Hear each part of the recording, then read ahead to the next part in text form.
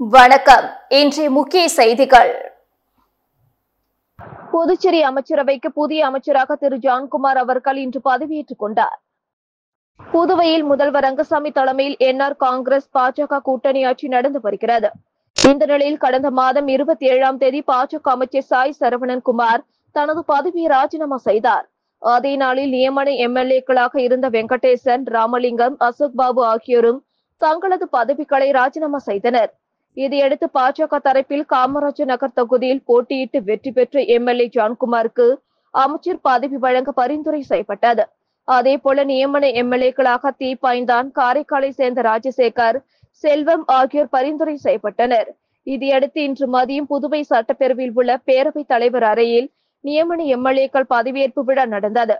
இதனையடுத்து புதிய அமைச்சர் பதவியேற்பு விழா துணைநிலை ஆளுநர் மாளிகை வளாகத்தில் நடந்தது. ஆளுநர் கைலாஷ்நாதன் அமைச்சராக ஜான்குமாருக்கு பதவி பிரமாணமும் ரகசிய காப்பு பிரமாணமும் செய்து வைத்தார். பின்னர் பதிவேட்டில் அமைச்சர் ஜான்குமார் கையெழுத்திட்டார். ஜான்குமார் என்றும் நான் ரத்தினசாமி அந்தோணிசாமி ஜான்குமார் எனும் நான் கடவுளின் பெயரால் உறுதி கூறுவதாவது நான் சட்டப்படி ஏற்படுத்தப்பட்ட இந்திய அரசியல் அமைப்பின் பேரில் உண்மையான நம்பிக்கையும் பற்றுறுதியும் கொண்டிருப்பேன். இந்தியாவின் இறையாண்மையையும் ஒருமைப்பாட்டையும் பேணி போற்றுவேன்.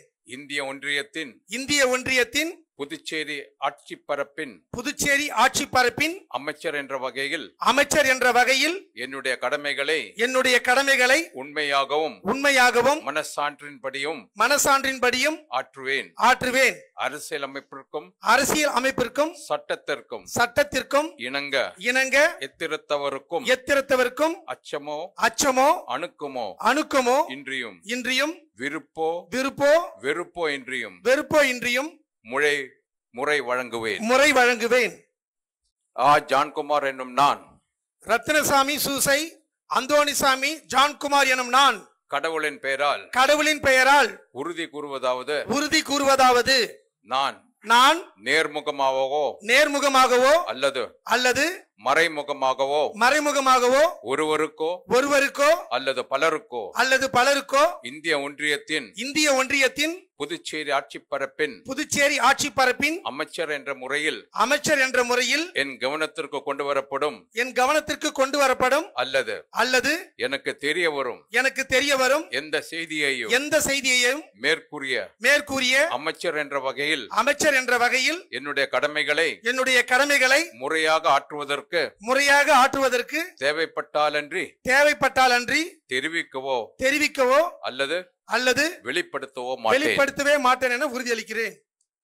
அமைச்சர் ஜான்குமாருக்கு ஆளுநர் கைலாஷ்நாதன் பூங்கொத்து வழங்கி சால்வை அணிவித்து வாழ்த்து தெரிவித்தார். முதல்வர் ரங்கசாமி, பேரவைத் தலைவர் செல்வம், அமைச்சர்கள் நமச்சிவாயம், லட்சுமி நாராயணன், திருமுருகன் உட்பட எம்எல்ஏக்கள், பாஜக, என்ஆர் காங்கிரஸ், அதிமுக கட்சி தலைவர்கள், அதிகாரிகள் வாழ்த்து தெரிவித்தனர். இதனைத் தொடர்ந்து அமைச்சர் ஜான்குமார் புதுவை சட்டப்பேரவைக்கு வந்தார். அங்கு 2வது மாடியில் உள்ள அமைச்சர் அறையில் உள்ள இருக்கையில் அமர்ந்து பொறுப்பேற்றார்.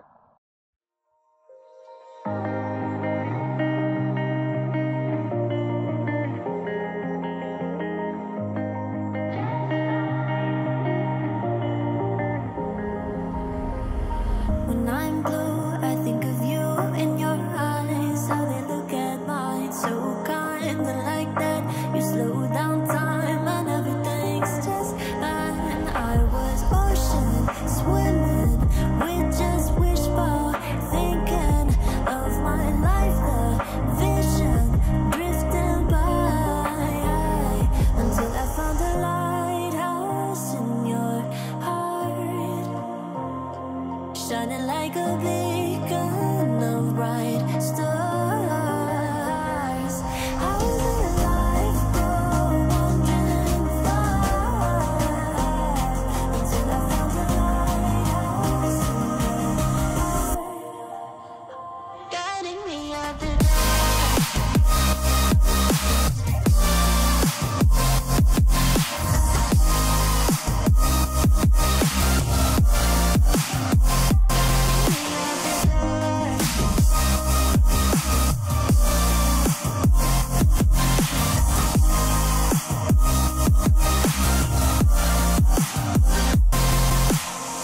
When I'm scared, I send a flare and you're here in a flash.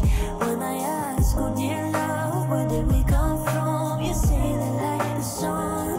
I had the will and mission, but the wrong position. I was hoping, praying for a sign, until I found a lighthouse in your heart, shining like a beacon of bright stars.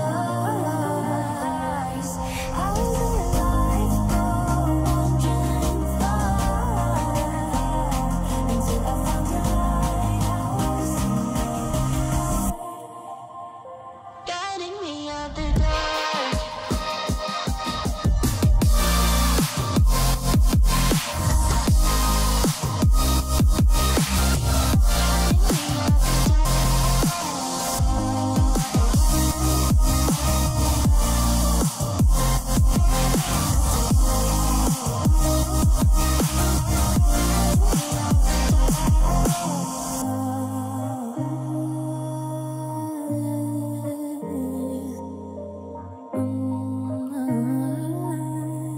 You guided me out the dark.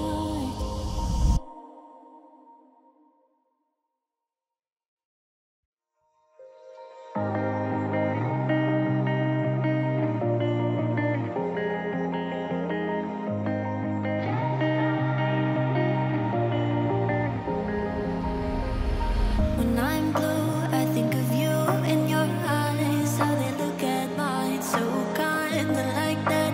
You slow down time and everything's just fine. I was ocean swimming with just wishbone thinking of my life, the vision drifting by, until I found a lighthouse in your heart, shining like a beacon of bright stars.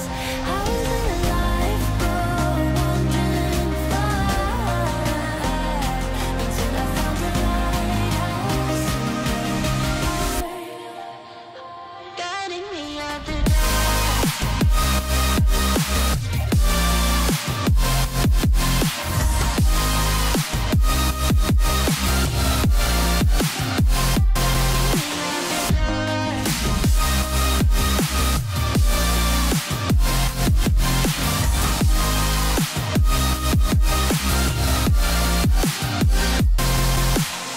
When I'm scared, I send a flare and you're here in a flash. When I ask, oh dear love, where did we come from? You say that like the sun. I had the will and mission, but the wrong position. I was hoping, praying for a sign, until I found a lighthouse in your heart, shining like a beacon of bright stars.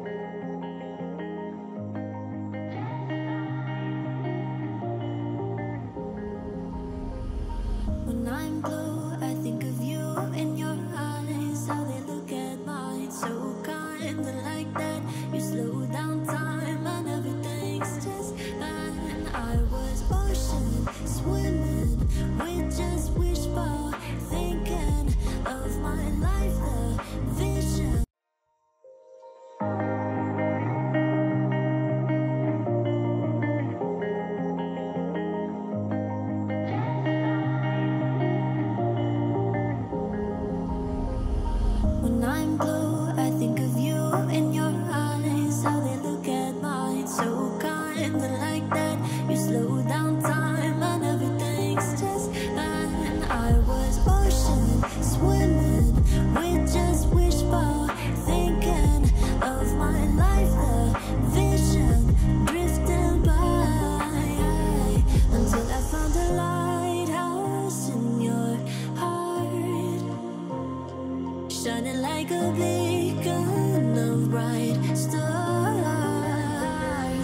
How did your life go wandering far until I found a lighthouse in your heart, guiding me out the dark.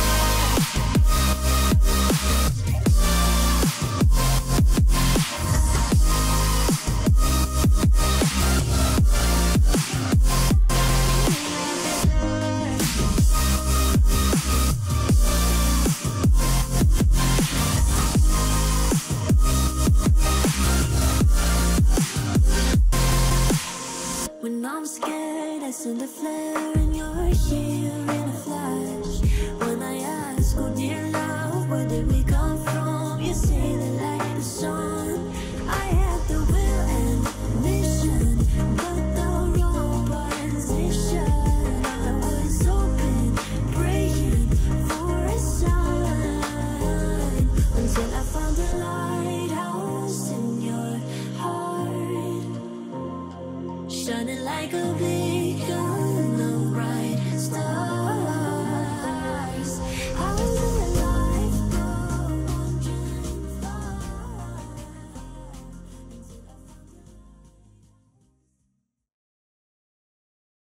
Puducherry சட்டப்பேரவையில் நியமன எம்எல்ஏக்களாக மூவர் இன்று பதவியேற்றுக் கொண்டனர். இந்நிகழ்வை திமுக, காங்கிரஸ் உள்ளிட்ட எதிர்க்கட்சியினர் புறக்கணித்தனர். புதுவையில் முதல்வர் ரங்கசாமி தலைமையில் என்ஆர் காங்கிரஸ் பாஜக கூட்டணி ஆட்சி நடந்து வருகிறது. இந்த நிலையில் கடந்த மாதம் 27ஆம் தேதி நியமன எம்எல்ஏக்கள் மூவர் ராஜினாமா செய்தனர். அதனைத் தொடர்ந்து புதிய நியமன எம்எல்ஏக்களாக தி. பைந்தான், காரைக்காலை சேர்ந்த ராஜசேகர், செல்வம் ஆகியோரை பரிந்துரை செய்யப்பட்டனர். மத்திய அரசிடமிருந்து இதற்கான அனுமதி உடனடியாக கிடைக்கவில்லை. சுமார் 2 வார கால இழுபறிக்கு பிறகு அனுமதி கிடைத்தது. இதையடுத்து இன்று மதியம் புதுவை சட்டப்பேரவையில் உள்ள பேரவைத் தலைவர் அறையில் நியமன எம்எல்ஏக்கள் பதவியேற்பு விழா நடந்தது. பேரவைத் தலைவர் செல்வம் எம்எல்ஏக்களாக தி. பைந்தான், ராஜசேகர், செல்வம் ஆகியோருக்கு பதவி பிரமாணம் செய்து வைத்து அவர்களுக்கு சால்வை அணிவித்து வாழ்த்து தெரிவித்தார். தொடர்ந்து முதல்வர் ரங்கசாமி, அமைச்சர்கள், எம்எல்ஏக்கள், அரசியல் கட்சியினர் நியமன எம்எல்ஏக்களுக்கு வாழ்த்து தெரிவித்தனர். புதுச்சேரி முதல்வரின் பாராளுமன்ற செயலாளர் திரு ஜான்குமார் அவர்கள் இன்று அமைச்சராக பொறுப்பேற்ற நிலையில் காமராஜ் நகர் தொகுதியில் உள்ள இலவச அன்னதான கூடத்தில் பொதுமக்களுக்கு மட்டன் பிரியாணி வழங்கப்பட்டது. காமராஜ் நகர் தொகுதி சட்டமன்ற உறுப்பினரும் புதுச்சேரி முதல்வரின் பாராளுமன்ற செயலாளருமான திரு ஜான்குமார் அவர்கள் இன்று புதுச்சேரி அமைச்சரவையில் புதிய அமைச்சராக பொறுப்பேற்றுக் கொண்டார். அவருக்கு துணைநிலை ஆளுநர் கைலாஷ்நாதன் அவர்கள் ஆளுநர் மாளிகையில் பதவி பிரமாணம் செய்து வைத்தார். இந்நிலையில் தான் அமைச்சராக பொறுப்பேற்ற தினமான இன்று பொதுமக்களுக்கு மட்டன் பிரியாணி வழங்கப்படும் என அமைச்சர் ஜான்குமார் தெரிவித்திருந்த நிலையில் காமராஜ் நகர் தொகுதி சட்டமன்ற உறுப்பினர் அலுவலகத்தில் உள்ள இலவச அன்னதான கூடத்தில் பொதுமக்களுக்கு மட்டன் பிரியாணி வழங்கப்பட்டது. மட்டன் பிரியாணியை பொதுமக்கள் ஆர்வமுடன் வாங்கி சென்று ருசித்து சாப்பிட்டனர். மேலும் தான் அமைச்சராக பொறுப்பேற்கும் இந்த நாளில் சட்டமன்றத்தில் அவருக்காக ஒதுக்கப்பட்டுள்ள அலுவலகத்தில் இன்று காலை தனது துணைவியாருடன் கணபதி ஹோமம் செய்து வழிபட்டார். நிகழ்ச்சியின் போது அவரது ஆதரவாளர்கள் மற்றும் தொண்டர்கள் திரளாக உடனிருந்தனர். அரியூர் அங்காள பரமேஸ்வரி அம்மன் ஆலய மகா கும்பாபிஷேக விழாவினை முன்னிட்டு பாகூர் தொகுதி சமூக சேவகரும் தொழிலதிபருமான திரு ரீகன் ஜான்குமார் ஏற்பாட்டில் பொதுமக்கள் 500க்கும் மேற்பட்ட நபர்களுக்கு அன்னதானம் வழங்கப்பட்டது. புதுச்சேரி மாநிலம் மங்களம் சட்டமன்ற தொகுதிக்குட்பட்ட அரியூர் தாமரை நகர் பகுதியில் அமைந்துள்ள அங்காள பரமேஸ்வரி அம்மன் ஆலய கும்பாபிஷேக விழா வெகு சிறப்பான முறையில் நடைபெற்றது. அதன் ஒரு பகுதியாக ஆலய நிர்வாகத்தினர், சமூக சேவகர்கள், அரசியல் பிரமுகர்கள் உள்ளிட்டோர் அன்னதானம் வழங்கினர். அதன் ஒரு பகுதியாக பாகூர் தொகுதி சமூக சேவகரும் ஏஜேகே மற்றும் ஜேவிஆர் நெட்வொர்க் நிர்வாக இயக்குநரும் தொழிலதிபருமான திரு ரீகன் ஜான்குமார் அவர்கள் ஏற்பாட்டில் அன்னதானம் வழங்கப்பட்டது. இதில் சிறப்பு விருந்தினராக தமிழ்நாடு காவல் உதவி ஆய்வாளர் கண்ணபிரான் கலந்து கொண்டு விழாவினை சிறப்பித்தார். இந்நிகழ்ச்சியில் அரியூர் சந்திரன், சூர்யா, சங்கர், மஞ்சினி, ஐயனார், முருகானந்தம், கௌஸ்துவ பரணன், கல்யாண சுந்தயம் உட்பட முக்கிய நிர்வாகிகள், பொதுமக்கள் என ஏராளமானோர் கலந்து கொண்டு விழாவினை சிறப்பித்தனர். அரியூர் தாமரை நகர் பகுதியில் அமைந்துள்ள அங்காள பரமேஸ்வரி அம்மன் ஆலய கும்பாபிஷேக விழாவில் திரளான பக்தர்கள் கலந்து கொண்டு சாமி தரிசனம் செய்தனர். அரியூர் தாமரை நகரில் அருள்பாலிக்கும் அருள்மிகு தாமரை ஸ்ரீ அங்காள பரமேஸ்வரி ஆலய புனரவர்த்தன ஜீர்ணோத்தாரண அஷ்டபந்தன மகா கும்பாபிஷேக விழா வெகு சிறப்பான முறையில் நடைபெற்றது. முன்னதாக சனிக்கிழமையன்று விக்னேஸ்வர பூஜை, நவக்கிரக ஹோமம், பூர்ணாஹீதி, தீபாரதனை, முதல் கால பூர்ணாஹீதி உள்ளிட்ட யாகசாலை பூஜைகளும், அதனைத் தொடர்ந்து இரண்டாம் கால யாக பூஜை, நாடி சந்தானம், மகா பூர்ணாஹீதி, யாத்ராதானம், சங்கல்பம், கடம் புறப்பாடு நடைபெற்று விமானம் மற்றும் ராஜகோபுரங்களுக்கு கலச நீர் ஊற்றி கும்பாபிஷேகம் வெகு சிறப்பான முறையில் நடைபெற்றது. இதனைத் தொடர்ந்து மூலவர் மற்றும் பரிவார தெய்வங்களுக்கு கும்பாபிஷேகம் மிக சிறப்பான முறையில் நடைபெற்றது. கும்பாபிஷேக விழாவில் சிறப்பு விருந்தினராக தமிழ்நாடு காவல் உதவி ஆணையர் கண்ணபிரான் கலந்து கொண்டு சாமி தரிசனம் செய்தார். அதனைத் தொடர்ந்து விழாவில் கலந்து கொண்ட பக்தர்களுக்கு அன்னதானம் வழங்கப்பட்டது. புதுச்சேரியை சேர்ந்த உலக அழகி சான் ரேச்சல் தனது வீட்டில் தற்கொலை செய்து கொண்ட சம்பவம் அதிர்ச்சியை ஏற்படுத்தியுள்ளது. நிறத்தை பொருட்படுத்தாமல் தனது திறமையின் காரணமாக மாடலிங் துறையில் அசத்தி வந்த சங்கரபிரியா என்னும் சான் ரேச்சல் புதுச்சேரியில் காரமணி குப்பத்தில் வசித்து வந்துள்ளார். 2020 முதல் 2021 ஆண்டுகளில் miss Pondicherry, 2019 miss dark queen Tamil Nadu, அதே ஆண்டில் மிஸ் பெஸ்ட் ஆட்டிடியூட் என பல பட்டங்களை வென்றுள்ள ரேச்சல் கருப்பழகி பிரிவில் உலக அழகி பட்டத்தையும் வென்றுள்ளார். கடந்த சில நாட்களாக சிறுநீரக பிரச்சினை காரணமாக ஜிப்மர் மருத்துவமனையில் சிகிச்சை பெற்று வந்துள்ளார். இதனிடையே நேற்று தனது வீட்டில் அதிக எண்ணிக்கையிலான இரத்த அழுத்த மாத்திரைகளை உட்கொண்டு தற்கொலை செய்து கொண்டதாக கூறப்படுகிறது. ஃபேஷன் நிகழ்ச்சிகள் பலவற்றை நடத்தியதில் ஏற்பட்ட இழப்பு காரணமாக உயிரை மாய்த்து கொண்டிருக்கலாம் என கூறப்படுகிறது. இது குறித்து புதுச்சேரி காவல்துறையினர் வழக்கு பதிவு செய்து விசாரணை மேற்கொண்டுள்ளனர். டெல்லி போலீஸ் அதிகாரி போல் பேசி புதுச்சேரி நபரிடம் ரூபாய் 2 லட்சம் மோசடி செய்த கும்பலை சைபர் கிரைம் போலீசார் தேடி வருகின்றனர். கிருமாம்பாக்கத்தை சேர்ந்த நபரை தொடர்பு கொண்ட மர்ம நபர் டெல்லி போலீஸ் அதிகாரி போல் பேசியுள்ளார். அதில் அந்த நபர் பெயரில் பண மோசடி நடந்திருப்பதாகவும் அது தொடர்பாக சைபர் கிரைமில் வழக்கு பதியப்பட்டுள்ளதாகவும் தெரிவித்துள்ளார். வழக்கிலிருந்து விடுவிக்க பணம் அனுப்புமாறு கூறியுள்ளார். இதை நம்பி அவர் 2,06,200 ரூபாய் அனுப்பி இழந்துள்ளார். முதலியார்பேட்டை சேர்ந்த நபர் 17,000, கரையாம்பத்தூரை சேர்ந்த பெண் 7,000, குயவர்பாளையத்தை சேர்ந்த நபர் 87,000, லாஸ்பேட்டை சேர்ந்த பெண் 25,000, பனையடி குப்பத்தை சேர்ந்த பெண் 7,918, வேல்ராம்பேட்டை சேர்ந்த பெண் 16,700 என மொத்தம் 7 பேர் சைபர் மோசடி கும்பலிடம் 3,66,818 ரூபாய் இழந்துள்ளனர். புகாரின் பேரில் சைபர் கிரைம் போலீசார் வழக்கு பதிந்து விசாரித்து வருகின்றனர். திமுக கூட்டணியில் அதிக சீட்டுகளை பெற வேண்டும் என்பதற்காக தினமும் ஒரு கருத்தை திருமாவளவன் பேசி வருவதாக அம்மா மக்கள் முன்னேற்ற கழக பொதுச் செயலாளர் டிடிவி தினகரன் விமர்சித்துள்ளார். அம்மா மக்கள் முன்னேற்ற கழகத்தின் விழுப்புரம் கிழக்கு மாவட்ட தலைமை அலுவலகம் திறப்பு விழா புதுச்சேரி அருகே உள்ள திருச்சிற்றம்பலம் கூற்றோட்டில் நடைபெற்றது. இதில் கட்சியின் பொதுச் செயலாளர் டிடிவி தினகரன் கலந்து கொண்டு அம்மா மக்கள் முன்னேற்ற கழகம் தலைமை அலுவலகத்தை திறந்து வைத்தார். தொடர்ந்து செய்தியாளர்களை சந்தித்த அவர், திமுக கூட்டணியில் அதிக சீட்டுகளை பெற வேண்டும் என்பதற்காக திருமாவளவன் தினமும் ஒரு கருத்தை அரசியலுக்காக ஏதோ பேசிக் கொண்டிருப்பதாக விமர்சித்த தினகரன், தினம்தோறும் மக்கள் பாதிக்கப்படுகிறார்கள், விலைவாசி விண்ணைக்கு முட்டும் அளவுக்கு இருக்கிறது.